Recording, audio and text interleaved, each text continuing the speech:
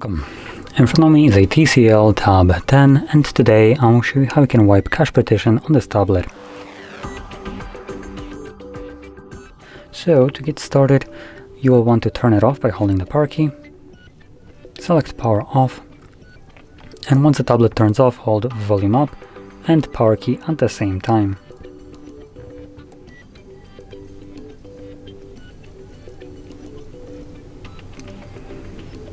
You should see a TCL logo.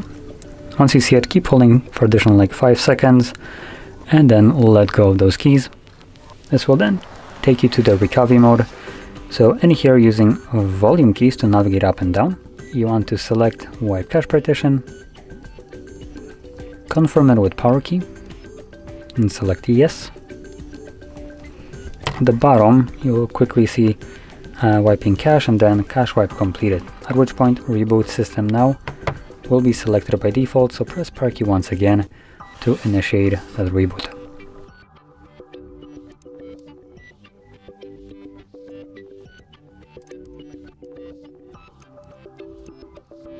And as you can see, we are now back in Android. So if you found this very helpful, don't forget to hit like, subscribe, and thanks for watching.